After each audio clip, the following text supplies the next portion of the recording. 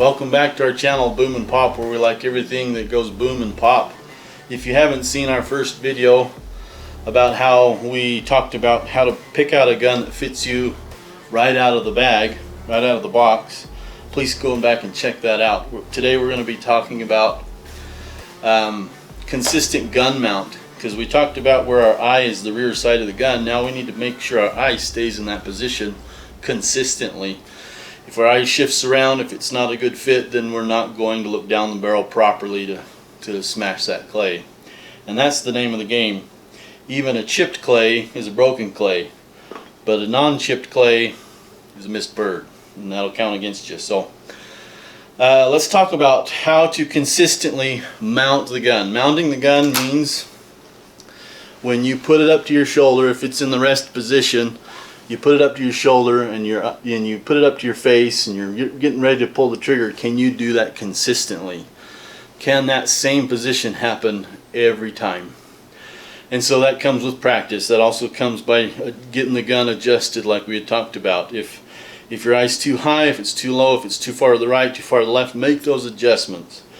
If the length of pull is too far, too close, make those adjustments. Get it adjusted, get it fit, and then put it every time. And how I like to do that is I practice. So I will break the gun down, get in somewhat of my stance. I like my feet to be, shoulder width apart, left foot in front of the other.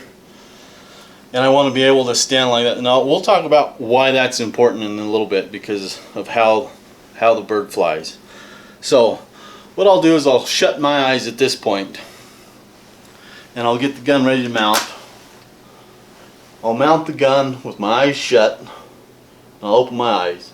Then I close my left eye and make sure I'm able to see most of that rib, the mid bead, the end bead, and we'll show a picture of how that's supposed to look. I'll open my other eye, and I'll do that consistently. Break that, break the action, rest, close my eyes, bring it back up, mount, open my left, or close my left, open my right eye, and then open my left. And I'll just keep doing that all the time, because that's how you line up your eyes with the barrel. So that's what is necessary. So if you shoot trap, the name of the game is how consistent can you be through that game. And with most anything, skeet, sporting clays, 5-stand, even 3-gun, where do you mount the gun, and can you do it consistently? So now let's talk feet. Why is that important on where my feet go? So this is the clay. This is let's just represent this safe right here as the trap house. This clay will now enter the back of the house on that back side. You're standing back here at 16 yards away from the trap house. And when this leaves, it's going to leave in different directions in the game of trap. It's going to go left, it's going to go semi-center, center, semi-center to the right and far right. There's a lot of variations, and so depending on where that leaves, left, right, and where you're standing, depends on how your feet need to be positioned. Let's say I'm now looking at this house and I'm in position 1 at 16 yards. I need to be able to swing to the left and swing to the right. So my feet need to be positioned so that I can swing to the left and swing to the right. If my feet aren't in the right place, what tends to happen is if I'm too far right and we swing to the left, look at where my barrel works. It heads up because my feet are in the wrong position. Same on the other way. If my feet are in the wrong position and I need to go right and I can't get there, my barrel swings up and I lean back. So I want to be able to make those movements fluidly with my feet position so that I can shoot a hard left and a right without swinging upward.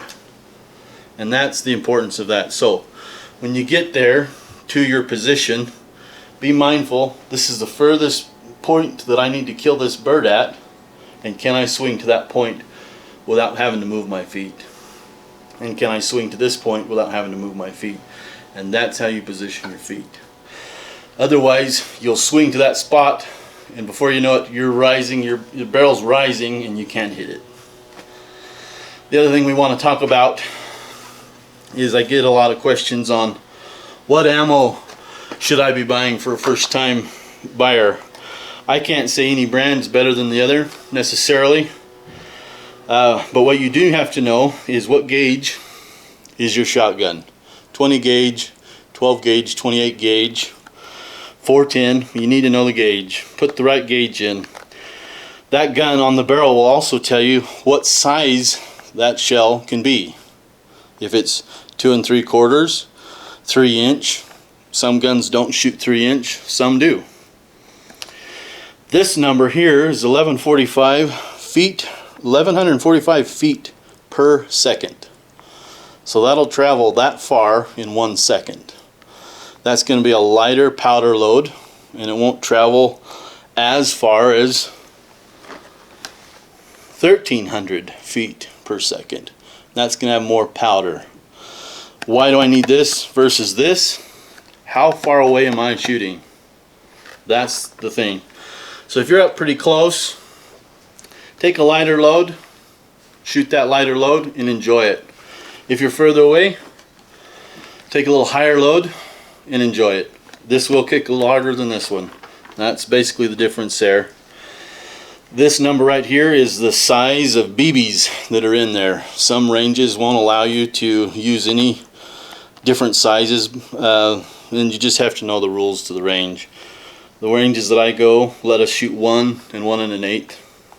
This is also how many shots are in there. 7.5. They don't want you ounces. They don't want you to shoot anything, you know, higher or lower. You just have to know what the range prefers. The ranges that I go to let us shoot 7.5, 8s, nothing bigger than 9s. Anything lower, the lower the number, the bigger the shot. So like if I'm turkey hunting or things like that, I want something a little bit lower of a number, less BBs, things like that, so that I'm not just obliterating my bird, right? So I don't have a brand in mind that I just absolutely love. I do buy the Winchesters.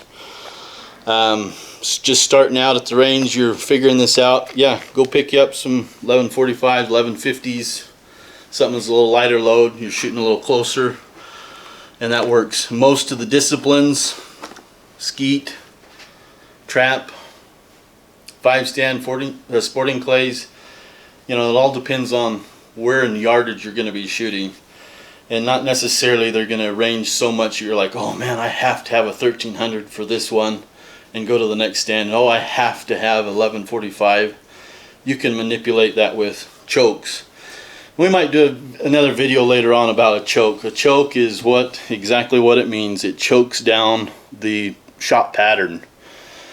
So you're going to have a shot pattern that is tighter or wider depending on your choke that you select. And usually if you're at 1145 shooting sporting clays, a bird's going to be a little further out, you might want to use a full choke, or a bird's going to be a little closer in, you might want to use a modified choke. Those are about the only real differences that you need to concern yourself for right now. So hope that covers everything. If you guys have any questions, please comment. I'd love to answer your questions. This will be one of, video 2 of part 4. Thanks for watching. Please subscribe. Please like the video if you liked it. And if you guys want any merchandise, we have hats and hoodies for Boom and Pop. I like things that go boom and pop. We'll have a email in the description of this video. So if you guys want to email us, and we can visit about what you want. So anyway, thanks again for watching.